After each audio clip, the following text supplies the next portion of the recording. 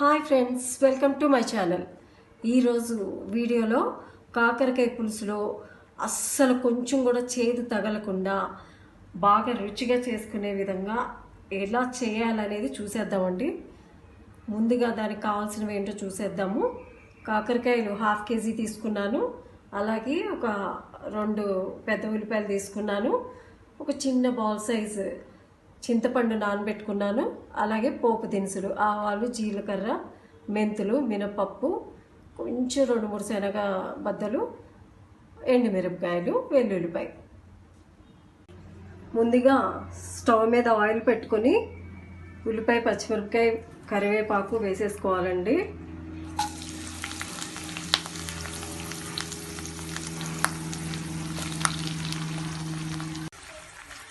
బాగా మగ్గనివ్వాలి. ఈ లోపల మూత పెట్టేసుకుందామండి.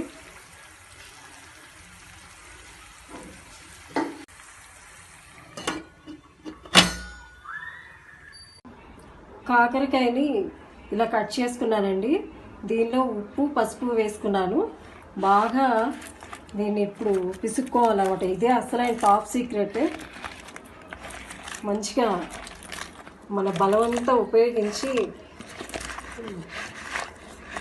బాగా ఇలా ప్రెస్ చేయాలన్నమాట. చూసారా నీళ్ళు ఎలా వస్తున్నాయి? ఈ తొక్కు కూడా గీరాల్సిన అవసరం లేదు. అప్పుడు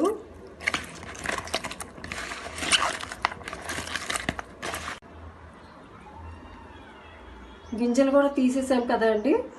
మంచిగా మూత పెట్టి పక్కన ఒక 1/2 అవర్ ఉంచేస్తే మొత్తం చేదంతా పోతుంది.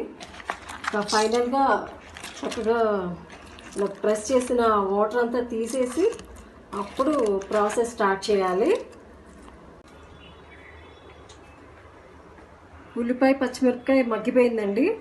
ఫస్ట్ ముందే నేను క్లీన్ చేసుకోవటంలో ఉప్పు వేసి నానబెట్టిన తర్వాత మళ్ళీ కట్ చేసుకోవటం స్టార్ట్ చేశాను. ఏంటంటే కాకరకాయ పైన లేయర్ నేను తీయట్లేదు కాబట్టి ఇందులో పురుగులు ఉండే ఛాన్స్ ఉంటుంది కాబట్టి ముందు కట్ చేయకముందు దాన్ని ఒక 5 మినిట్స్ అయితే నీళ్ళల్లో ఉంచి తర్వాత కడుక్కుని ఇలా కట్ చేసుకుని గింజలు తీసుకున్నాను అనమాట. నీళ్ళు చూసారా ఎంత బాగా వచ్చేసినాయో.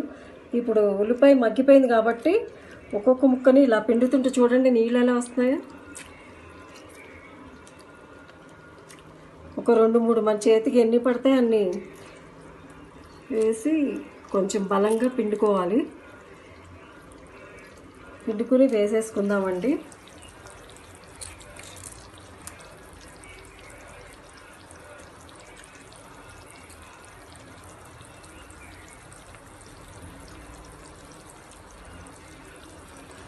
ఇన్ని నీళ్ళు వచ్చేసాయి. ఇదంతా చేదు పసరంతా పోయిందనమాట.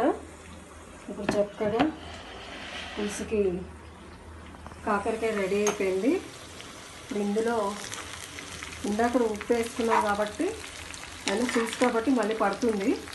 కొంచెం ఉప్పు, మళ్ళీ కొంచెం కారం వేసుకొని మూత పెట్టేసి ఒక్క 5 మినిట్స్ మగ్గనిచ్చి పులుసు వేద్దాం.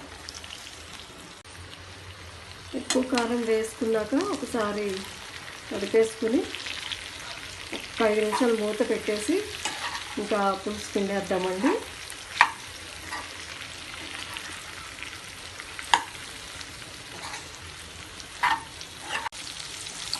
చక్కగా మగ్గిపోయిందండి. ఇలా తిన్నా కానీ చేదు ఉండదు. కాకపోతే నేను ప్రిపేర్ చేసేది పులుసు కాబట్టి ఇంకా పులుసు పిండేసుకుంటాను. ముక్క ఇలా అయిన తర్వాత చూడండి ఒక మగ్గిపోయింది. ఇప్పుడు పులుసు పిండేసుకుంటాము.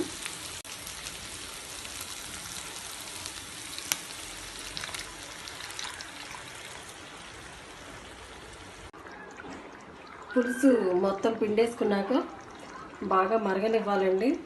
పులుసు అయితే పిండేసుకుని ఒకసారి ఉప్పు, కారం చూసుకుని వేసుకునే వాళ్ళు బెల్లం వేసుకుంటారు. బట్ దీనికి బెల్లం కూడా అవసరం లేదు. ఇష్టమైన వాళ్ళు వేసుకోండి. బాగా పులుసు కొంచెం దగ్గరకు అయ్యాక అప్పుడు దించేసుకోవచ్చు. పోపు ఒకటి పెట్టాలి లాస్ట్లో.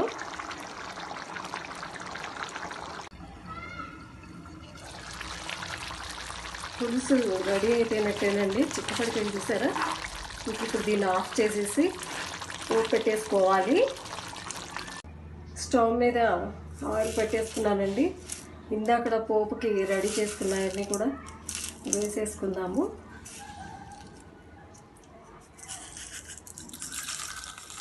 మినపప్పు, శనగపప్పు, ఆవాలు, జీలకర్ర, మెంతులు కొంచెం వేగిన తర్వాత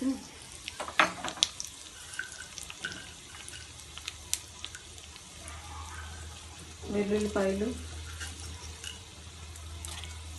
కరివేపాకు ఇందాక వేసేసాను కదా ఉల్లిపాయ పచ్చిమిరపకాయతోటి. ఇంకా అవసరం లేదు, కావాలి అనుకునే వాళ్ళు వేసుకున్నాను. వేసేసుకుందామండి.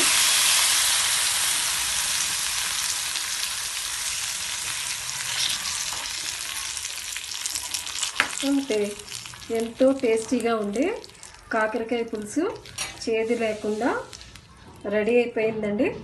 ఈ వీడియో కనుక మీకు నచ్చినట్లయితే లైక్ చేయండి, షేర్ చేయండి, సబ్స్క్రైబ్ చేయండి. Thank you.